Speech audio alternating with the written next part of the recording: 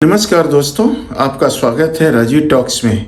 आज का विषय दीपांकर दत्ता सुप्रीम कोर्ट के जज ट्रोल हो गए। आज ये विषय इसलिए जरूरी है कि सोशल मीडिया में छाया हुआ है कि सुप्रीम कोर्ट के जज ये कैसे तय कर सकते हैं कि कौन नागरिक है, कौन भारतीय नागरिक है, कौन बाहर का नागरिक। ये तो टिप्पणी ऐसा लगता है कि किसी विशेष समुदाय, विशेष वर्ग के लिए है, लेकिन ये उस केस से संबंधित केस ये था कि राहुल गांधी ने अपने भारत जोड़ो यात्रा के दौरान एक स्टेटमेंट दिया था कि 2000 किलोमीटर की जमीन चाइना ने कब्जा कर ली। ये एक मैटर है, इस मैटर पे उनको एक डिसीजन सुनाना, लेकिन इस डिसीजन से इस बात का कोई लिंक नहीं है कि अगर आप सच्चे भारतीय हैं तो आप उनको विरोध नहीं कर सकते। आपको ये नहीं कहना था कि 2000 किलोमीटर या मतलब उसने जगह घेर ली है, और ये आपको कैसे मालूम कि ये जगह घेर ली है। ये तो ठीक है, लेकिन सच्चे भारतीय होना ये इस पर जरूरी नहीं है। पूरे हिंदुस्तान में जाने कितने लोग कितने प्रकार की बात करते हैं, क्या सभी लोग भारतीय नहीं? इस बात पर वो ट्रोल हो गए हैं। मैं बड़े आदर करता हूँ सुप्रीम कोर्ट का, किसी भी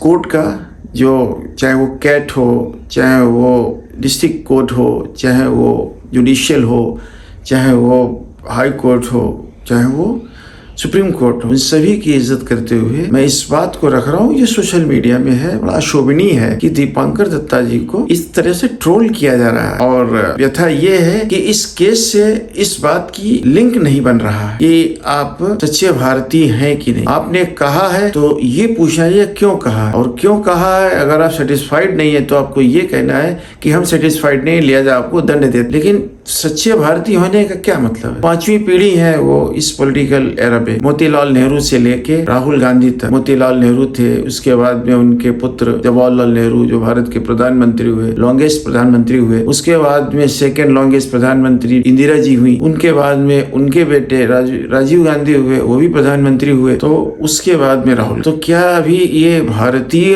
होने का इनको सबूत देना पड़ेगा? 2 लोग तो गोलियों से उड़ाए गए, बम से उड़ाए गए, एक काम करते हुए ब्रेन हैमरेज से मरे। और राहुल गांधी के जीवन का अभी तक कोई निश्चित नहीं है कि कब उड़ा दिए जाएंगे। लेकिन ये दत्ता साहब का स्टेटमेंट हमें लगता है कि सोचने लायक है, और भविष्य में ऐसे न दिए जाए तो ज्यादा अच्छा है, क्योंकि सुप्रीम कोर्ट एक बड़ा महकमा है। वो ट्रोल नहीं बन सकता किसी पार्टी के लिए या किसी व्यक्ति विशेष के लिए। मुझे सोशल मीडिया पे दत्ता साहब का जो नाम चल रहा है, उनकी जो बारे में जो ट्रोल हो रहे हैं, उस पर मुझे बहुत दुख है, और मुझे अपनी राय में यही कहना है कि ये उनको नहीं कहना चाहिए। आपको ये पसंद आया हो वीडियो तो लाइक करें और सब्सक्राइब करें। धन्यवाद।